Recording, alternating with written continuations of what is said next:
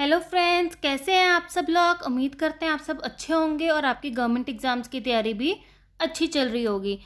मैं आप सबका स्वागत करती हूँ gills mentor online e learning channel के ऊपर। जैसे कि हमने पिछली बार अपनी फर्स्ट लेक्चर दिखाया था जीए और जीके का, उसी तरह आज उसकी सीरीज़ को कंटिन्यू करते हैं। उसका सेकेंड लेक्चर आज। उम्मीद करते हैं आपको फर्स्ट लेक्चर अच्छा लगा होगा और आपने उसे लाइक और शेयर ज़रूर किया होगा। ये आपके कौन से ये क्रैश कोर्स किस एग्जाम्स में आपके हेल्पफुल हो सकता है। Markfed, PSB clerk, RRP, NTPC, RRP CA, SSC CHSL, SSC CGL और आरआरबी ग्रुप डी का जो एग्ज़ाम आने वाला है उसका एप्लीकेशन स्टेटस आ चुका हुआ है। आप सबने देख लिया होगा उसका एप्लीकेशन स्टेटस। जिन्होंने नहीं देखा वो उसकी वेबसाइट को विजिट करें और अपने एप्लीकेशन स्टेटस को चेक कीजिए। आगे बढ़ते हैं। अगर आप चाहते हैं इसी तरह गिल्स मेंटोर आप तक लेक्चर्स लाते रहें, आप चैनल को सब्सक्राइब करें और बेल आइकन को प्रेस करें। अगर आपको ये लेक्चर पसंद आ रहा है इसको लाइक और शेयर करना ना भूलें। तो आज की फर्स्ट क्वेश्चन की तरफ बढ़ते हैं। विच of the following deficiency is responsible for the slow growth of the human body. किस चीज़ की डेफिशिएंसी होती है हमारी बॉडी में जो कि स्लो ग्रोथ का कारण बनती है। कौन सी डेफिशिएंसी रिस्पॉन्सिबल है for a slow growth of human body. Fats, vitamins, proteins कि नन ऑफ द अबव। कौन सी रिस्पॉन्सिबल है। प्रोटीन्स। अगर हमारी बॉडी में क्या है प्रोटीन्स की कमी है तो हमारी बॉडी की जो ग्रोथ है, जो हमारे लीवर होता है, ये जो हमारे बॉडी पार्ट्स होते हैं उनकी ग्रोथ बहुत स्लो हो जाती है। तो इसीलिए हम सब कहते हैं कि प्रोटीन्स की कमी हमारी बॉडी में ना हो। ठीक है, क्योंकि प्रोटीन्स क्या करते हैं, हेल्प करते हैं हमारे बॉडी को अच्छी ग्रोथ में, डेवलपमेंट के लिए हेल्पफुल होते हैं proteins. Ergotism is due to the consumption of. किसकी कंजप्शन की वजह से हमें एग्रोटिज्म जैसी बीमारी होती है। कंटेमिनेटेड ग्रेन्स खाने की वजह से, रोटिंग वेजिटेबल्स, कंटेमिनेटेड वाटर या सेफ कुक्ड फूड की वजह से। किसकी वजह से होती है। Contaminated grains. अगर हम क्या है बहुत ज़्यादा टाइम तक कंटेमिनेटेड ग्रेन्स को खाएं तो हमें एग्रोटिज्म हो जाती है। Next question, which part of the body produce bile. क्या लिखा हुआ है, which part of the body produce bile. Liver, spleen, gall bladder, pancreas. इन सब के बारे में मैंने आपको एक लेक्चर दिया था। ह्यूमन डाइजेस्टिव सिस्टम का एक आपका स्पेशल लेक्चर हुआ था जिसमें आपको डिटेल में ह्यूमन डाइजेस्टिव सिस्टम एक्सप्लेन किया गया था। बाइल के बारे में भी बताया गया था, कौन प्रोड्यूस करता है, कौन रिलीज करता है, कौन सिक्रीट करता है। तो प्रोड्यूस तो आपका ये क्वेश्चन में हो जाएगा कवर। आप मुझे बताओगे सिक्रीट कौन करता है बाइल को और रिलीज कौन करता है बाइल जूस को। तो इसका आंसर क्या हो जाएगा, प्रोड्यूस कौन करता है, लीवर। क्या आंसर है, लीवर। सिक्रीट और रिलीज के बारे में कमेंट बॉक्स में कमेंट करना ना भूलें, ज़रूर करना। जिनको नहीं पता हो तो वह ह्यूमन डाइजेस्टिव सिस्टम का गिल्स मेंटोर के चैनल पे ह्यूमन डाइजेस्टिव सिस्टम का लेक्चर पूरा डिटेल में आपको एक्सप्लेन किया हुआ है, उस लेक्चर को जाके ज़रूर देखें। The Salal project is constructed on which river. The Salal project कौन सी रिवर पर कंस्ट्रक्ट किया गया है। गंगा, नर्मदा, चेनाब, कावेरी। कौन सी रिवर पे है सलल प्रोजेक्ट, कौन सी रिवर पे है, चेनाब रिवर पे। कौन सी रिवर पे, चेनाब रिवर पे। आप मुझे बताओगे नर्मदा रिवर पे कौन सा प्रोजेक्ट है, गंगा पर कौन सा और कावेरी पे कौन सा है। ठीक है, कौन से प्रोजेक्ट लगे हैं इन रिवर्स पे। The boundary line red Cliff line is between. जो हमारी रेड क्लिफ लाइन है, जो बाउंड्री है हमारी रेड क्लिफ लाइन, कौन से दो देशों के बीच में है। रेड क्लिफ लाइन कौन से दो देशों के बीच में है। इंडिया अफगानिस्तान, इंडिया पाकिस्तान, पाकिस्तान अफगानिस्तान कि नन ऑफ द अबव। इसका आंसर देने से पहले लेक्चर को लाइक और शेयर कर दीजिए ताकि आपके जिन फ्रेंड्स को नहीं पता लगा कि लेक्चर आ चुका हुआ है उन्हें भी पता लग जाए। कोशिश करा करो कि लाइव आया करो और आपस में भी डिस्कशन किया करो। ठीक है, रेड क्लिफ लाइन किसके बीच में है, किसके बीच में, इंडिया और पाकिस्तान के बीच में।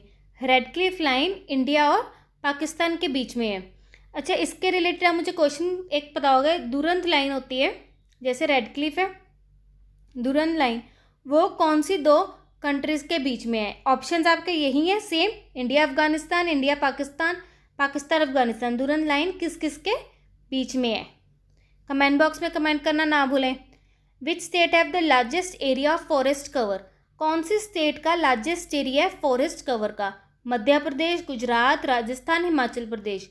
विच state have largest area of forest cover, किसका? मध्य प्रदेश का। किसके? Madhya Pradesh. Which of the following comes under right to equality, इसमें से कौन सा राइट टू इक्वेलिटी के अंडर आता है? Non discrimination by the state on the ground of religion और race, equal protection of laws, equal pay for equal work, equality of opportunity in matter of employment under the state. Right to equality क्या है आपका?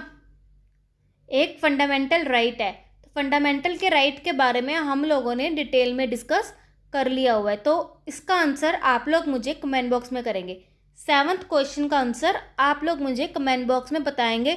हर बच्चा जो gills mentor से जुड़ा हुआ है और हमारी वीडियोस को रेगुलर फॉलो करता है वो आंसर ज़रूर देंगे कमेंट बॉक्स में, ठीक है?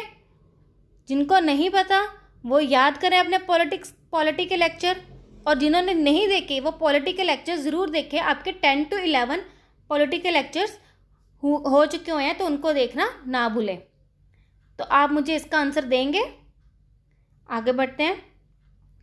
Part 5 of the constitution deals with, जो पार्ट 5 है कॉन्स्टिट्यूशन का, हमारे कितने टोटल पार्ट्स कितने हैं?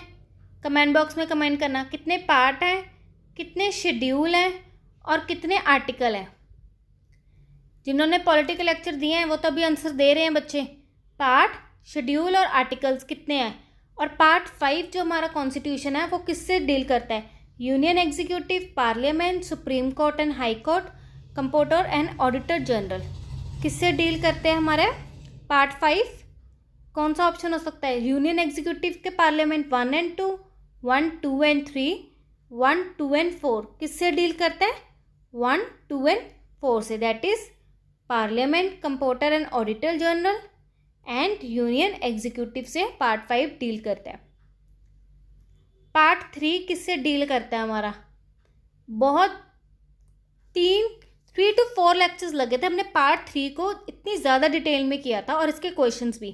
तो पार्ट 3 किससे डील करता है? कमेंट बॉक्स में कमेंट करना ना भूलें। Pullela Gopichand belongs to which sport, कौन सी स्पोर्ट से फुलेला गोपीचंद बिलोंग करते हैं? बैडमिंटन, हॉकी, बॉक्सिंग, एथलीट, किस स्पोर्ट से बिलोंग करते हैं? बैडमिंटन से।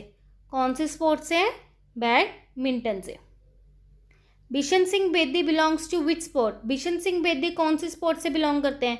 बैडमिंटन, हॉकी, क्रिकेट, एथलीट, कौन सी स्पोर्ट से बिलोंग करते हैं बिशन सिंह बेदी? क्रिकेट। कौन सी स्पोर्ट से? क्रिकेट से बिलोंग करते हैं। Where is the headquarter of world health organisation, world health organisation के हेडक्वार्टर्स कहाँ पर है? जिनेविया, न्यूयॉर्क, पेरिस के बेजिंग। कहाँ पर है वर्ल्ड हेल्थ ऑर्गेनाइजेशन के हेडक्वार्टर्स? कहाँ पर है? जिनेविया, दैट इज स्विट्जरलैंड में। कहाँ पर? Switzerland. Where is the headquarter of world economic forums, कहाँ पर है वर्ल्ड इकोनॉमिक फॉर्म्स के headquarter? Geneva, New York, Paris, Beijing. कहाँ पर है? जिनेविया में, ये भी स्विट्जरलैंड। वर्ल्ड इकोनॉमिक फॉर्म्स के भी कहाँ पर है? स्विट्जरलैंड, जिनेविया में। और वर्ल्ड हेल्थ के भी कहाँ पर है? जिनेविया में। In which state Amarkantak temple is located, Amarkantak temple कहाँ पर लोकेटेड है? महाराष्ट्र, छत्तीसगढ़, यूपी, उत्तराखंड। कहाँ पर लोकेटेड है अमरकंटक टेम्पल? कहाँ पर लोकेटेड है अमरकंटक टेम्पल? हाँ जी, छत्तीसगढ़। अमरकंटक टेम्पल कहाँ पर लोकेटेड है? छत्तीसगढ़ में लोकेटेड है। Where is the Chennakeshava temple located, Chennakeshava temple located Maharashtra, Chhattisgarh, UP, Karnataka. कहाँ पर लोकेटेड है चनकेश्वर टेम्पल? कर्नाटका में। कहाँ पर? कर्नाटका में। Who is known by the name Mysore Tiger, किसका निकनेम मैसूर टाइगर है? Tipu Sultan, Shri Buddha, Valmiki, Shri Buddha, Valmiki, none of the above. Mysore Tiger किसको बोला जाता है? टीपू सुल्तान को, श्री बुद्ध, वाल्मीकि के कोई किसी को भी नहीं, तीनों में से किसको बोला जाता है? टीपू सुल्तान को। मैसूर टाइगर लिखा जाए या टाइगर ऑफ मैसूर लिखा जाए, एक ही बात हो गई, ठीक है? इसका आंसर क्या होगा? टीपू सुल्तान। आप मुझे वाल्मीकि और श्री बुद्ध के निकनेम्स बताएंगे। ठीक है, आगे बढ़े 16th क्वेश्चन की तरफ। Who is known by the name bird man of India? किसको बोला जाता है बर्ड मैन ऑफ इंडिया? किसको बोला जाता है? टीपू सुल्तान को तो हो गया, मैसूर टाइगर। श्री बुद्ध का आप मुझे कमेंट बॉक्स में बताओगे, वाल्मीकि का भी आप बताओगे, तो बचा क्या? Salim Ali. Bird man of India किसको बोला जाता है? सलीम अली को। Akbarnama was written by whom? Akbarnama किसके द्वारा लिखा गया था? हुमायूं के द्वारा, गुलबदन बेगम के द्वारा, अबुल फजल के अकबर के द्वारा? किसके द्वारा अकबरनामा लिखा गया था? किसके द्वारा लिखा गया था? अबुल फजल के द्वारा। किसके द्वारा? अबुल फजल के द्वारा। इनकी एक और बुक थी, उसका नाम आप बताओगे क्योंकि वो मैंने कवर की थी हमारे हिस्ट्री के लेक्चर्स में। ठीक है, गुलबदन बेगम के द्वारा क्या लिखा गया था ये भी आप मुझे बताओगे। ये भी हम लोग कर चुके हुए हैं, जो गिल्स मेंटोर को काफ़ी टाइम से फॉलो कर रहे हैं उन्हें तो पता होगा गुलबदन बेगम के द्वारा कौन सी बुक लिखी गई थी। Where is the Sudama caves? Sudama caves कहाँ पर लोकेटेड है? देखो ये केव्स टेम्पल्स के क्वेश्चन पूछे जाते हैं जिन एग्जाम्स में जनरल अवेयरनेस आनी होती है ना, वहाँ temple, caves, headquarters, national park, dates जो हमने पिछले लेक्चर में भी 2 की थी, ये सब पूछा जाता है। तो सुदामा केव्स कहाँ पर है? केरला में, एमपी में, यूपी में कि बिहार में? कहाँ पर है? आपके लिए स्क्रीन को कवर कर दे, क्लियर कर दूँ थोड़ा।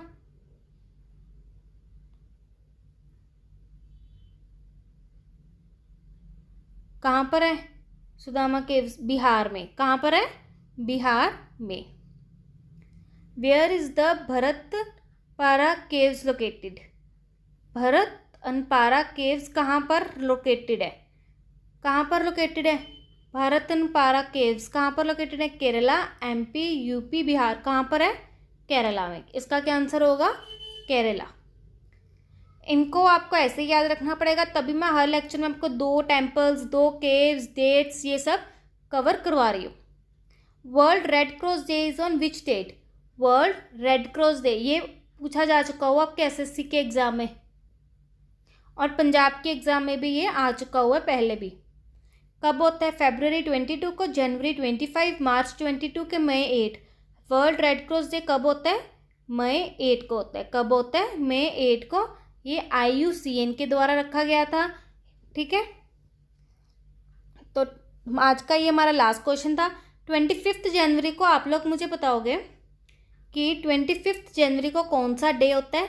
हमने ये लास्ट लेक्चर में किया था, जल्दी बताओ 25 जनवरी को कौन सा डे मनाया जाता है?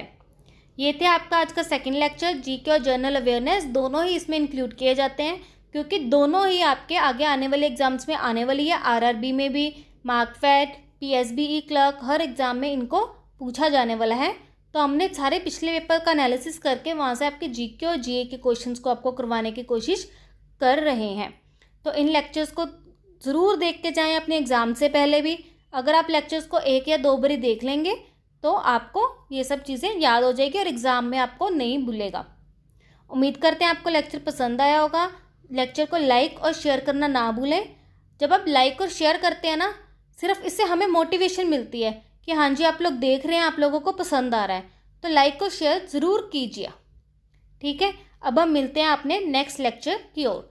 जब आपका एक बार जाने से पहले बोलूँगी, जब आपका 1 या 2 दिन लेक्चर नहीं आता ना, तो अपने पिछले लेक्चर्स को रिवाइज़ कीजिएगी। आपके पॉलिटी के, हिस्ट्री के, साइंस के कितने लेक्चर्स हो चुके हैं उनको रिवाइज़ कीजिए। ठीक है, रिवीजन बेस्ट है। जिन्होंने गवर्नमेंट एग्ज़ाम निकालना उनके लिए रिवीजन क्या होती है? बेस्ट होती है। ठीक है, तो चलो मिलते हैं अब अपने नेक्स्ट लेक्चर में।